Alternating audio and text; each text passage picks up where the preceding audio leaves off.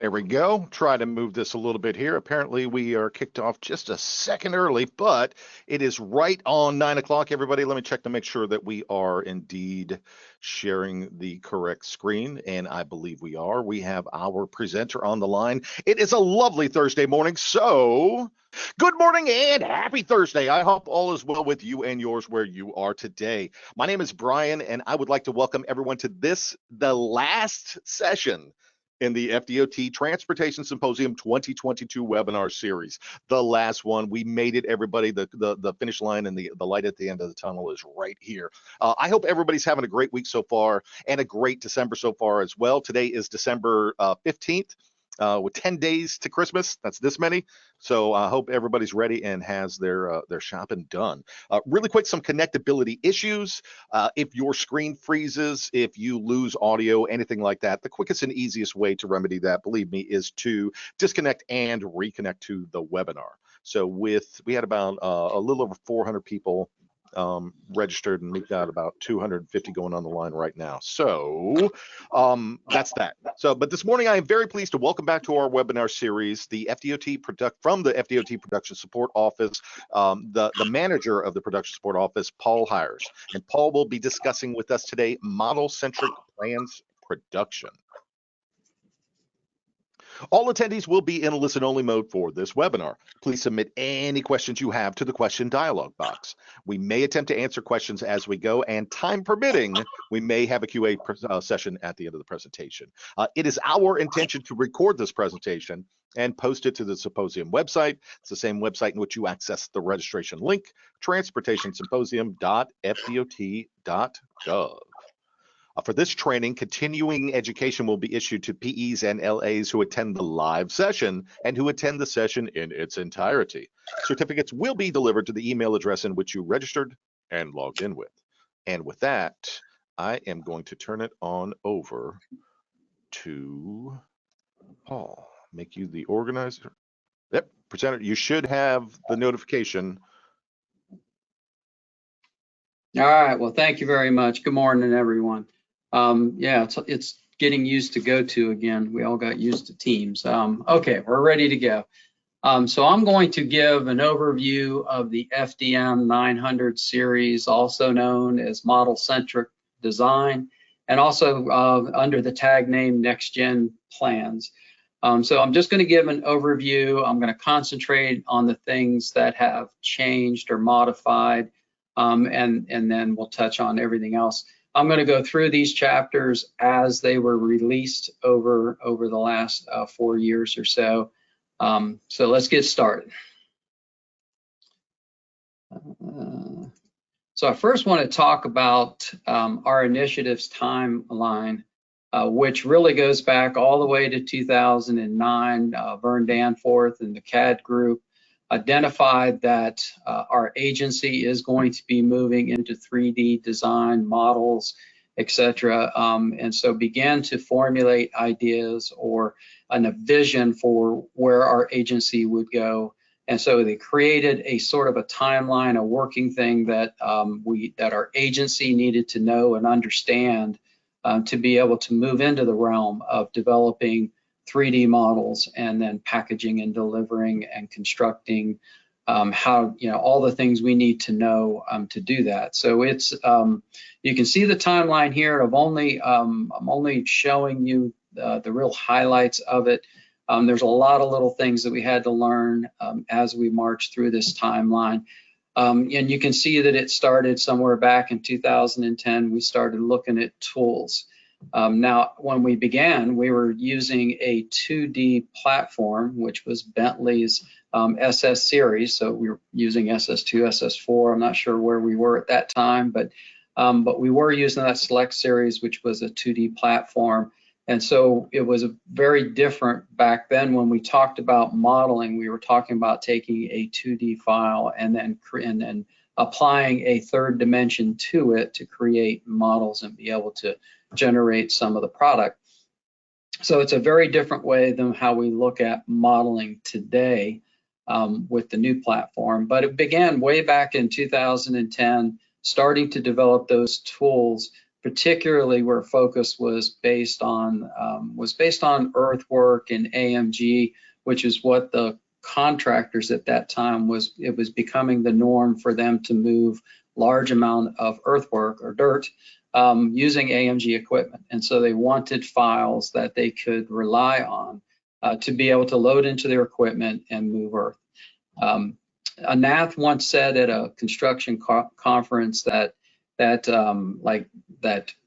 the big contractors, you know, they do about 80% of our work, and they're quite sophisticated. And then through those big contracts, you know, they're moving about 90% of our earthwork. So it was real important for us to focus in that direction to get earthwork files that they could use.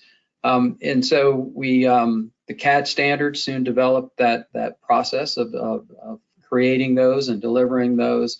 And then later on, we started doing these AMG pilot projects, which we started now not only focusing on earthwork, but looked at pavement operations as well, the milling and resurfacing, to see if that was an area that our agency could benefit from, that the final product would get us the cross slopes we need to recorrect on roads that have been gone through a resurfacing cycle 3-4 times. And so we're having a difficult time getting the desired cross slope. We thought maybe going into AMG construction would get us there. We've learned quite a bit from these pilot projects. We've completed about a half dozen, and there's another half dozen that is somewhere in the process in design or construction, but it's somewhere in the process now. We have a few to go. They stretch all the way out to 2026, those pilot projects. We started out with small projects to learn, and now we're getting into mid-size and larger projects as we're moving forward. And then the big change came when Bentley finally introduced Open Roads Designer, their 3D platform. It started showing up around 2015, 2016, somewhere in that neighborhood. And we started getting messaging from Bentley that as they moved to ORD, they were no longer going to support the SS series. And so we recognized the need to move us in that direction, to get away from at some point, an unsupported software. And so we had to change all of our workflows and tools that were all based on the 2D SS series. We had to change all of those workflows, and so we began that process, and at the same time, we put a line in the sand that said, as of 2021, we will make that transition. We'll complete the transition, and so all new projects in 2021 will be using ORD. And so it took a lot of effort to make all the conversion for all of those tools, to have everything in place to meet that deadline so that those projects would have the tools available to do. There were some early adopters. District 2 was one of those, District 5, Turnpike. So our districts began, even before that deadline, began to look at ORD and test them out on projects and get used to it before fully implementing it. So now that was 2 years ago, 2021. So as of now, we should, all of our projects should be, or most of them should be in ORD, except for the ones that are getting finalized in the SS series. And then most recently, we went ahead and said that all of these earthwork files or CAD files that are associated with the earthwork, we were going to start signing and sealing those. You heard me talk about, the contractors wanted files that they could rely upon. And so this was one way that we could make sure that those files, that they can take them with confidence as we deliver them and use them during construction, was to sign and seal those. And so that became last July. And so all of the packages that are now being brought in for delivery should be including those signed and sealed CAD files. Now we call it a BIM.zip, but really the BIM.zip or BIM file is nothing more than a signed and sealed CAD file. And so that's the difference between if you see a CAD.zip, then you know that there are no signed and sealed files within within that files folder. But if it's a bim.zip, then you know that it does contain some signed and sealed CAD files, and that's the way we took to kind of define the difference between the two as we deliver. And so now we should be seeing mostly plans delivered with a BIM. Now certainly if you have a 3R project, you may not need to create those layers or skins to do earthwork, and so you wouldn't be signing and sealing those CAD files, and so you would not be delivering BIM files. But that was a big change. We're starting to go in and look at our deliveries to make sure that those files are coming in with delivery and that they are in the form that we were looking for to send on to construction. And then lastly, what we're here to talk about today is the model-centric plans production, which is really part of this 3D initiative's timeline, because it is being developed, or is being developed based on all of this experience that we've gotten previous to this, and then capturing that transition, going to ORD, and what the products will be from the new tools that support ORD. Then we needed to create a new set of plans that would capture that. So let's get started looking at the FDM. Okay, so a little bit of history of why we were looking at the FDM and how we got started. And of course, this transition to ORD was critical to capture that. But really, it was even a bigger global look at how we produce our plans, but the plans content, who is the users of that information and for what purpose. And then just looking at all the ways that we deliver the information downstream. And so it was really a global look. I'm sure quite a few remember back in 2017 when we converted the PPM over to the FDM. We really focused on volume 1, which was the processes and criteria during that conversion. Volume 2 was the plans production, and it essentially came over to that first release of the FDM unchanged. It was reformatted to fit the new format of FDM, but it was essentially unchanged. And we knew that we were going to come back and take a really hard look at its entirety after we got the FDM out, and we did that. So the first FDM was posted in January 2018, and it was that February or March that we had our very first meeting with folks here in various offices talking about where this new series, this plan series would go, how we would develop it, and may start mapping out a plan for the creation of the FDM 900 series. So I guess the message here is that the 900 series just didn't appear overnight. We've been working on it for close to 5 years in its development. So these are some of the things that we were looking at to carry forward as we started looking at various chapters and such. So after a great deal of work, we released our very first 4 chapters in January 2020, and I think there was even I think we did a bulletin or a memo that was even prior to that that sent out the roadway and sent out 915. But the first official release of the 4 chapters was the release of the FDM in 2020. And these are the 4 chapters that were included. Of course, we needed the FDM 900 to explain what it was we were trying to create, what this 900 series was created for. And so here's the language that was put in there. It essentially was to capture the changes that were necessary in the product because of those changes, necessary changes in the tools that were being developed for ORD.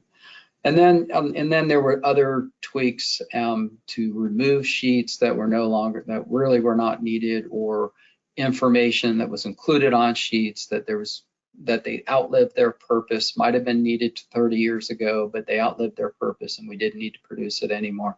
So we were looking and investigating all of those things. And so a lot of these chapters that moved over from 300, some were significant and some were very minor. It was just looking for those things that we could capture as we moved along.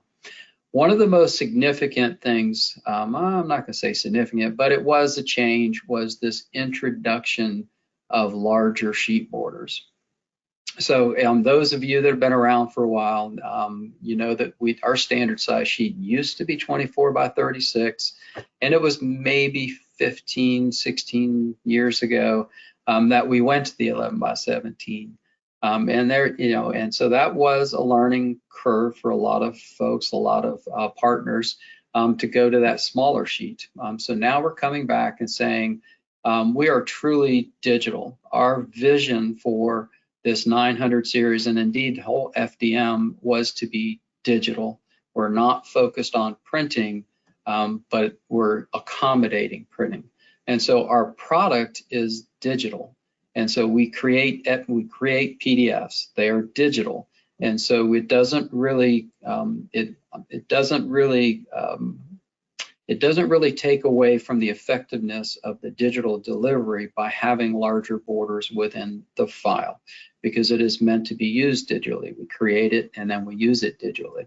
But we did accommodate, and that's why we created these standard large format sizes that would accommodate that printing or plotting to scale, so that the downstream users would have that ability to do that. But that wasn't really our focus. Our focus was to be digital.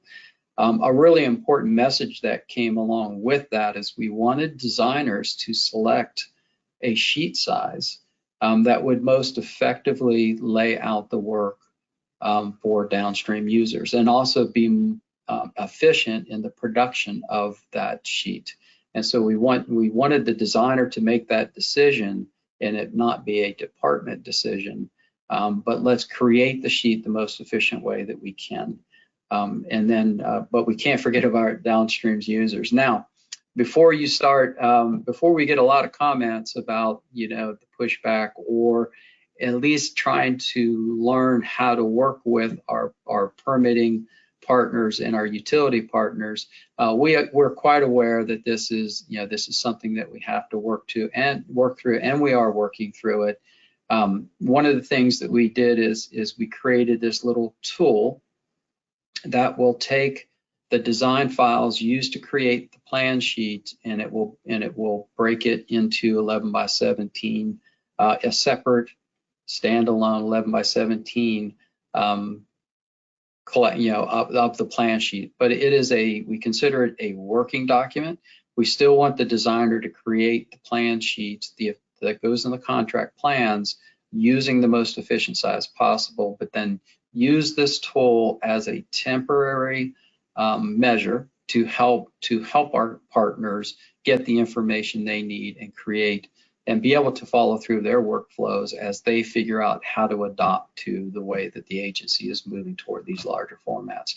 And so it's going to take a little while to get through that, and we are working with them on a case-by-case basis, and it will just take a little time to do that. Work very closely with district personnel and our partners to make sure that we give them the information they need, but also that our agency can move forward in the direction that we want to move forward in. So we did have in this one, we did put into this chapter this little cheat sheet here that has all of the sheets that can be contained both in the roadway and our components with allowable sheet border sizes. So you can go to this and see what your options are as you set it up. Each one of the individual chapters also do that. They tell you the same information, but here we just compiled it into a single table as a quick reference. But each one of our chapters does tell you that this sheet may be produced in these sizes. So it's very specific. But we did add this in here just as a convenience and a summary. Do notice that it's mostly in plan views that we go to the allowing these larger borders. Key sheet, signature sheet, typical section, general notes, the things that don't make sense to put it on a big sheet, then of course we're not allowing that. Okay. The next thing I want to talk about is cross sections. So as we move toward modeling, which is a very different way now of trying to do earthwork and creating sectional views. We're creating layers or skins or surfaces. There's lots of names, meshes. There's lots of names for these things, but they're essentially defining what the existing ground line is, proposed ground line is. And then we're doing calculations for earthwork via surface to surface calculations. So we didn't need cross sections to do the calculations by columns, where we used to do area and length, times length, the volume, and then try to compile all that. We don't do it that way anymore. It's surface to surface, so we really didn't need that. And then plus the model being available to downstream users that can generate sectional views at any point within this. Now we as a temporary to help with some of our partners and with our internal folks as we continue to grow, we want to continue to generate cross sections, but we looked at it in a different way, and that we're calling it now, it's supplemental information. The model contains everything that you need to know about how these sectional views look and how the design is being tied down. But these cross sections still are a useful tool to look at for certain aspects of the work. And so we still want those produced. We still want those delivered with the 60s and the 90s to allow the reviewers to have this as a tool to look toward. But then when you're all done, we want the final product to be placed in the PSEE design documentation, which is open to CEI and construction and other downstream users, so they can easily access those cross sections downstream. So these new batch plots, they're most often going to be generated on large format sheets, unless you have a very small area that you would batch plot to 11 by 17. But I think it's probably more common that these are going to use large format sheets to generate these cross sections. Again, it is a batch plotting. On these things, we try to incorporate a significant amount of automation for call outs and other information on the sheet. I'm not going to say it gives all of it, but I'm saying there's probably minimal labeling that's required when those sheets are generated.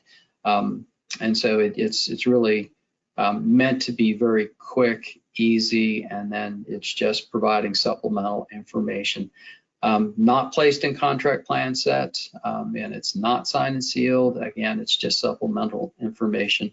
But we do want to continue to generate those cross sections and have them available, and the staff hours in the staff hour forms remains. We still want those cross sections generated. The model management really is just, it lays out the project. And again, a large format sheet is most effective, of course, but it's not really to scale either, so just use judgment. But you lay out the whole entire project, and then you indicate pieces of that project and indicate the files, the CAD files that are associated with those areas. And really, it's just a roadmap for the contractor, CEI, and other users to be able to identify what files are associated with what area of the project. And so that model management was introduced, well, we introduced it in 2020, but even before that, we were using it with pilot projects, and we were developing it, knowing that that would be a useful tool downstream. The roadway plan and profile view, it essentially requires the information that we produced with a 300 set of plans. it requires much of the same information. The profile view is generated a little differently with the ORD tools, but the plan view is essentially the same. Really, there was only a couple of significant things. Was that we talked about not needing as much labeling with large format, and that's certainly true when you have a long, uninterrupted corridor such as interstate, that we don't need callouts quite as often. So it's less callouts in there. But you have to use judgment if you're more in an urban setting where you have a lot of break in those lines. It's the EOR's responsibility, the designer's responsibility, to clearly convey the design intent downstream. So if more labeling or a few more labels in there, if you think those help downstream with understanding the design intent, go ahead and add those in there. But again, we kind of set the guideline to say, for these large format sheets, 2,500 feet is certainly enough to be able to see the call out. As you zoom in, you can see the distance between the two. The drainage is done differently. So we will continue to show the outline of the drainage system on the plan sheet, but the only thing you need to identify is the structure number. So don't label pipe size and don't provide a length. You're just kind of displaying, just like utilities, you're just kind of displaying that it's there. The drainage information is on the new drainage structure sheet, which we're going to cover. But that information is over there. And so you really don't need, by introducing these labels with pipe size and length, you're just creating more of a chance that you're going to get misinformation or information not consistent with where it shows up in a different part of the plan set. Okay. So that was 2020, and then a year later, we reduced another 5 chapters in the 2021 release. And so the FDM 901, which shows the sequence of plans, that first release only had the design bid build in it. At that time, we were working with construction to see how, in the timeline that they wanted to follow the FDM, and when that information would be essential to get back in. It was added this year, so the 2023 release of the FDM now reintroduces the design build requirements, and so now it is complete. But again, the most of what happened in 901 was to remove sheets that we were no longer producing, and then change the content of those that were changing, and that type of thing, just to get consistent. But the design build information is in there now. And then the estimated quantities report. So one of the things that we looked at for efficiencies was to remove all of the pay item information out of our plan sets. Our plan sets is to convey the design intent, and so we want the focus there. The pay items is how you pay for it, so we wanted to remove it and create a second or a separated way of compiling and then reporting the quantities.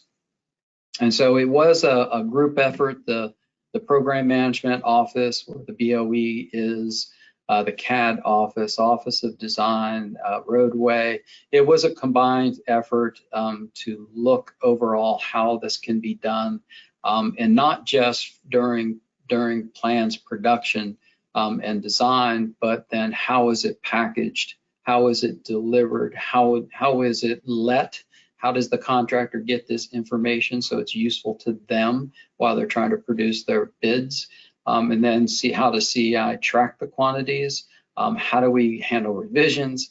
How do we, and then how does final estimates put together their final reporting to close the project out? And so it required changes in the CPAM, it required changes in the FDM, but it was an umbrella change to how we deal with our quantities, and it's led by this estimated quantities report.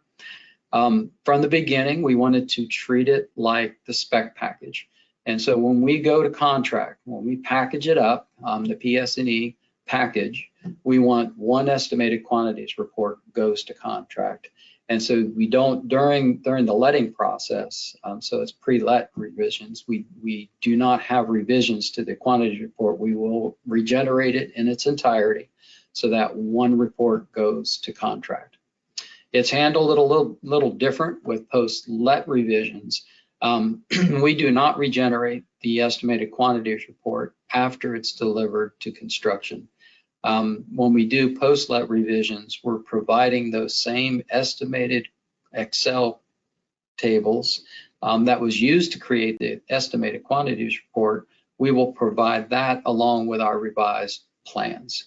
And so we just give them the Excel files for those items that have changed, those pay item numbers, and you have to give the entire summary Excel file and indicating what has changed, the quantities that have changed. But we do not regenerate the estimated quantities report or submit any part of it for the post-let revisions. And 151, this one right here, 151.2.1, outlines the process to do that, which was added this year. We knew we needed to get some direction into the FDM to handle post-let revisions, and we've been working on it for quite some time, but we needed everything in place all the way through letting, CEI, construction, and final estimates. We needed to make sure we had everything covered before we released that language, and we did this year. And so the instructions are there. Okay, so the drainage structure sheet. So this is the sheet that of all the other sheets changed the most. And so we could no longer use geopack drainage to in that workflow to create what we created previously. So we had what the summary of drainage structure sheet used to be the cross-section sheet. Now, a lot of people know it as the drainage structure cross-section sheet. We had the tabulation of drainage structures, and then we had drainage structure details. So you could find drainage structure information in about 3 different places in the plan set. So when we approach this, I think it's SUDA that we are now using as a tool to create the workflow, to be able to create the final product. When we approach this thing, we wanted, again, looking at how we present the information downstream to the contractor and other users. And so we took the approach, we wanted to place all of this information that was in 3 areas of the plans and put it on one sheet, so that, in a triangle effect, we have plan view, profile view, and then all of the data that's needed for the system itself, that it would all appear on one sheet. And so and again, that would lead you to large format. If you're going to accomplish that, to get everything on one sheet, it is the most efficient way of laying it out and conveying information. But if you read the chapter, it does allow you to break those 3 areas of information, the plan view, the profile, and the data boxes information. You can break those onto separate sheets if the need is to deliver that in 11:17 format. It allows you to do that. Bigger systems, it can be very complicated on following it. First of all, it's very complicated putting it together and producing it, but it's also complicated to follow it downstream when that is done. And again, the approach in the most efficient was to put it on large format. So that was our focus when we were developing that sheet. And I'm going to show you that sheet in just a second. These other ones, the stormwater facilities, did not change at all. And then the drainage map, the only change was to remove the requirements for profile view. So if you had a drainage system, we often we showed that in a profile view to show how the water was being collected and conveyed within the area of your drainage map. We no longer require that. It is a duplicate of our drainage structure sheet, which clearly shows how the system is placed, how it collects, how it flows, and how it is discharged. So we remove that information off the drainage map and no longer show that. So this is what the drainage structure sheet now looks like. And I just did a screen capture out of the FDM. This is one of our exhibits that we used. It shows the plan view up here. And again, it fades out everything and just highlights the drainage structure itself, or the system in itself. So it's really trying to highlight the drainage system. If you zoom in, one of the things we created is that now the pipes connecting these structures now have little arrows that indicate the direction of flow going from one structure to another. But in this stepped back view of it, I think it's kind of this particular example. It's easy to see where the high end of the hydraulic grade line is and how it flows through the system. But that was added this year, the new line code to show direction of flow. So it matters how you place that line. You need to place it from the upstream to the low stream to make sure those arrows go in the proper direction. So again, this triangle of information, the plan view appears up here. And another change is that we now label pipes as well as structures. And so now you see this little P, we use the upstream number, so there's a P, whatever the number is.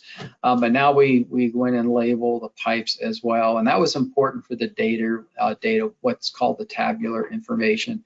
It was important over here, so it's identified by the pipe number and not structure to structure, but pipe number.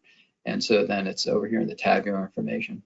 But you can see in here, we are not labeling size or length. That is all given in the tabular information. It's purely just a visual to say, here's how the system is laid out.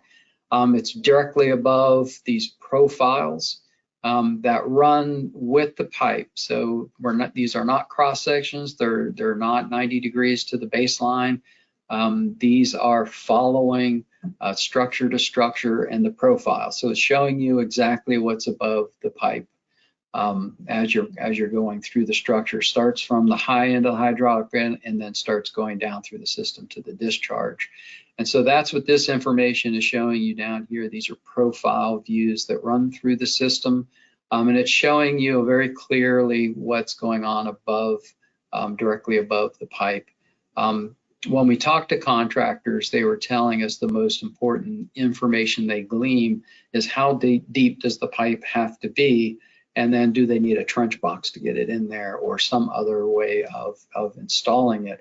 So that was their primary need for those cross sections in this. Now I know those cross sections had other uses too. People were looking at those to see how it fit within right of way or what the effects were to any facilities or fixed objects that were near the structure.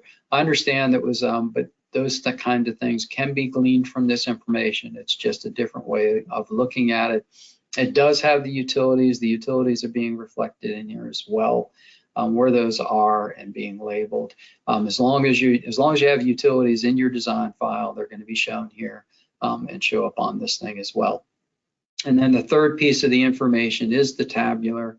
It takes place of that summary of drainage structure sheet that was a column based sheet. It does take the place of that.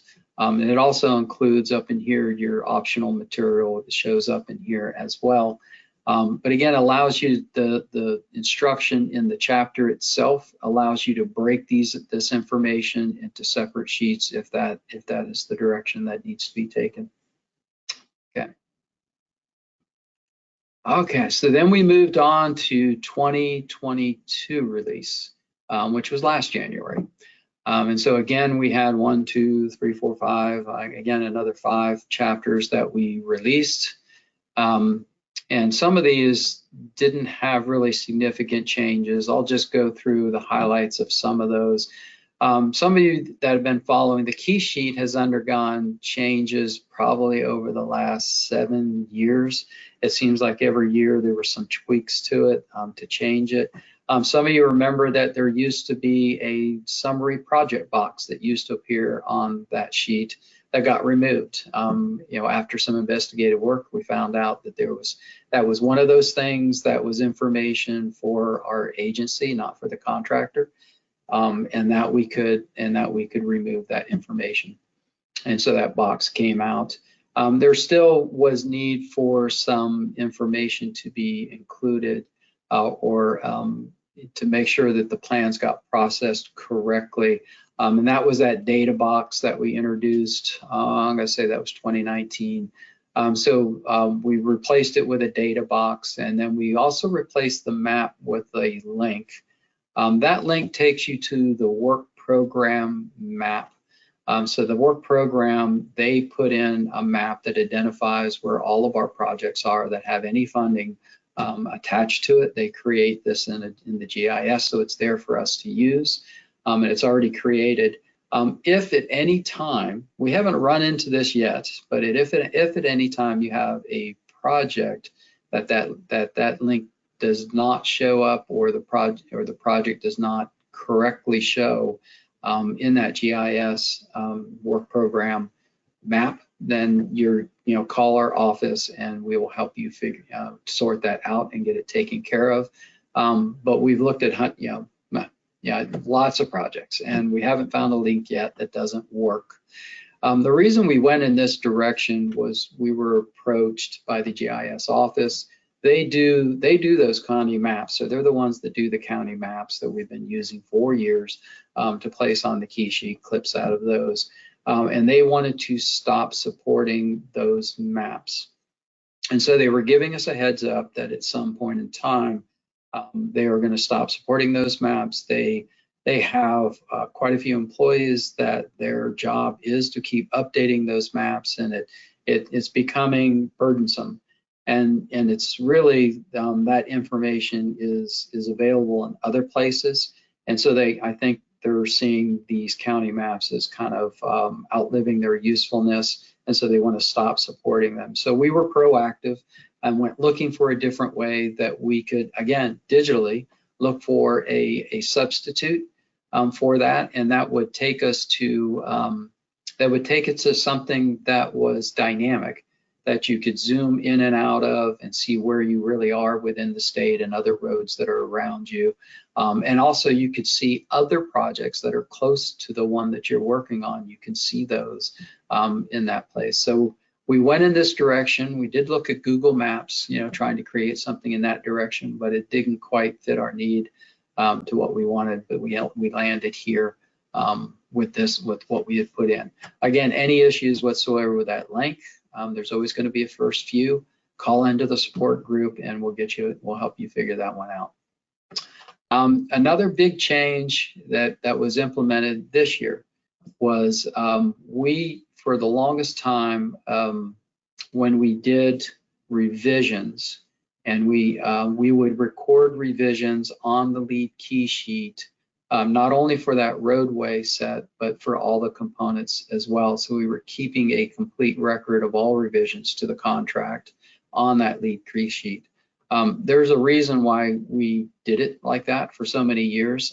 If you go back in your career as far back as I have, it used to be 24 by 36 plans, and it was all one big set. It was all delivered together, and the roadway key sheet was out in front. And so there was information on that lead key sheet for the entire contract package, but you didn't need to repeat it on the component sets because it was shown on the very first sheet of the plans package. So that's the way we used to deliver it in its whole. So about, I'm going to say it was 2018. I'm going to say it was that construction came to us and said, you know what, we deal with these component plans.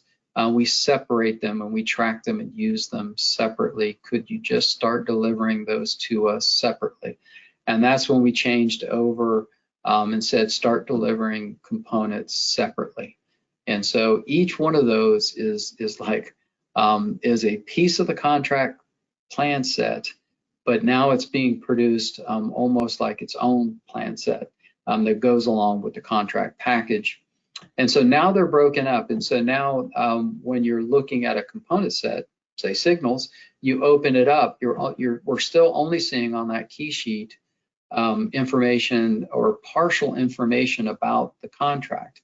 If you really need to know the index that applies, or the spec book that applies, or other components, or if you needed information about the contract, you would have to open up the roadway to go see that. And so as a change, because of the way we have now changed the way we package and deliver, track, and then downstream, the way the asset management and maintenance, these components are now broken. So we want the key sheet now to reflect contract information and not just the abbreviated stuff. So now we went to this. The key sheet is gonna have that same format and content for all components. They're gonna look the same when you open it up. Now there's some indicators to let you know that when you are the prime, or when you're the lead or a standalone, or when you're part of a contract package, there's indicators that you would look for. I'm going to show you the key sheet in just a minute, and I'll go over that. So back to these revisions, we're no longer going to track all of the revisions for all the components on the key sheet. We want each key sheet for each component to track those revisions on that key sheet in a way that helps, so that if you are that signal plans and the only revisions needed is the signal plans, you don't have to touch the roadway plans and provide anything for that. You put the information on the key sheet for that component, deliver that revision package for just that, what has been touched. And I didn't mention the EQ report too. It helped in a lot of ways, that when we're doing processing for letting, you're always having changes to quantities. But now, if that's the only thing you need to change, you regenerate the EQ report, and you don't have to touch the files anymore, because the quantities aren't in there. So it helped in streamlined processes, if that's the way to say it. But it helped us streamline that as well, and cut down on the work to do revisions, some of these things. So it wasn't always just about plans production, but it was the processes that we used as well, that are centered around these plan changes. So it's very subtle when you read this chapter in the key sheet, that this is a change. Don't record everything on the roadway sheet anymore. It is a subtle change, but if you read it, it is there in how we report these revisions moving forward. Okay. So the signature sheet, this was introduced, I think, last year. We put this in here, the BIM file, but it does uses this encryption code, this ASCII, or but we create this code, you put the code here, and essentially by signing, sealing the sheet, you are signing, sealing that CAD file. And when you include this little tool down here, I'm not sure if you can see that on my screen, but there is a little tool on the bottom. There's that you click that, and it will check those hash codes against your CAD files to make sure nothing's changed. So those files that we now load into the PSEE delivery, those become our record set, so we can always go back and check to see if anything had changed in those files. But it's an easy way of doing it. We took this method, so what we do with PDFs is digital signature. What we do with these CAD files is electronic signature. And so we took our process to the board, showed them what we were doing, how we plan to sign and seal these files, and they essentially copied our language, and they have some new language out for signing and sealing electronically. But they did, I noticed we were there, somebody brought it up, made a comment, we went, looked at the board language, the statute language, and they have introduced some of that, some language that has to accompany an electronic signature. So we'll be making another change very soon to add that language here to accompany this table as well. Okay, and then the typical sections. There was quite a bit of editing, modifying, aligning the requirements between typical sections generated for the typical section package and then what goes in our sheets and our plans. We align those a little better so that it isn't duplicated work. So now you can take those typical sections used for the typical section package and use those on your typical section sheets, knowing we know there's going to be some information there that isn't really required or wasn't required for typical section sheets, but we kind of said that's okay. So again, it's a streamline and effort so that we're not creating two different products that are really essentially combined. 90%, 95% of the information on these two different things are the same. It's just that 5 or 10% difference. Now we got to, so we cut that down so there isn't as much work where they can be used, going both ways. Let's see, I think I'm almost done. This is what it looks like. So again, the components will look just like this. The only difference is you're going to, up here, if this was signals, you're going to put signals instead of roadway plans. You're going to put your index of signal plans. And then over here, it's going to be signal plans of engineer record. But the whole sheet's going to look the same for all of the components. The only thing that is different between this and a component is this strung note that's up here. Isn't required on components. It's only on the lead. That is one way to know what the lead is, if that is there and you have a strung. But over here under the contract components, so you can see if you pull this up and it says signals that you're part of this big package over here. But if this was a signal set of plans and all you had was signals listed over here, you'd know it's a standalone plan. Your standalone. So that's kind of have the indicators, of what this project is, and is there other components to it. You can look over in the contract plans. And that's kind of the indicator. I do tend to, I need to move along. So we've got about 8 minutes, I think. Okay, so there was, at the beginning of this year, there was a desire to go ahead and fully complete the 900 series.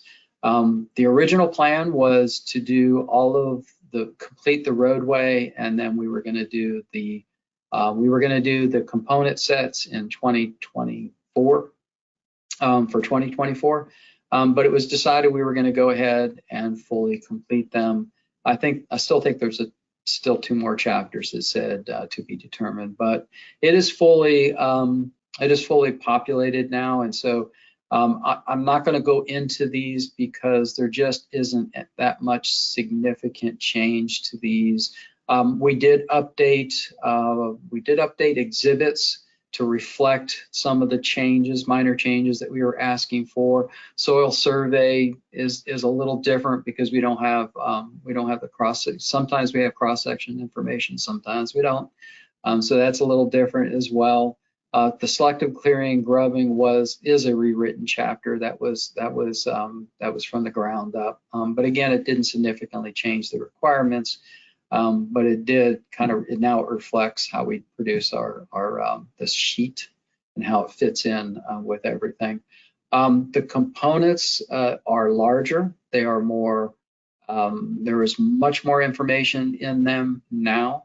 It used to send you back, and go look at roadway sheets as an example, how to produce a similar sheet in these. Well, we don't do that anymore. We describe it in each one of these components. We outline the sheets that are normally contained within that component, and then the content of what's on those sheets. And so we're making these more standalone chapters to address what needs to be in this component set and how it's packaged and delivered. And so some of these, like the landscaping, really did focus on landscaping this past year. This one changed significantly.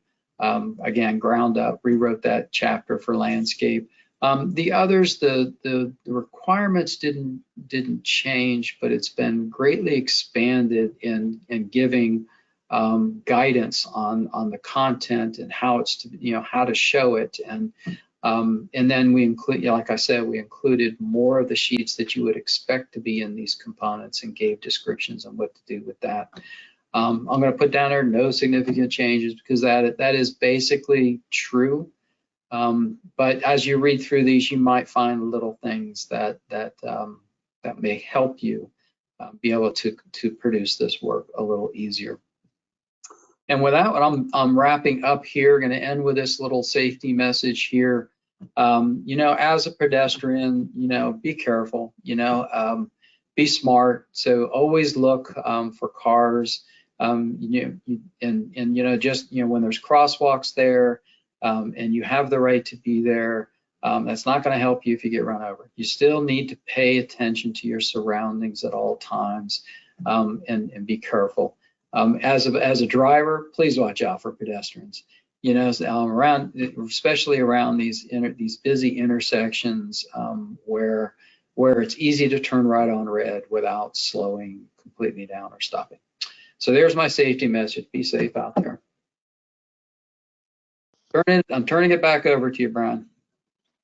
Well done, sir. Thank you very much. As we're closing this on out, you did a great job. You met your time. A lot of really good information there. There were a few questions, but I'm going to deliver to you and Rob and your team the questions right after this, so we can go ahead and wrap it up. I want to thank you for your participation, your willingness to be part of the 2022 Symposium webinar series, and I'm just going to let you say your goodbyes, and we're going to close it on out. Everybody have from your Symposium committee a happy Merry Christmas and Happy Holidays and Happy New Year, and we'll hopefully see you all very soon in the future in person.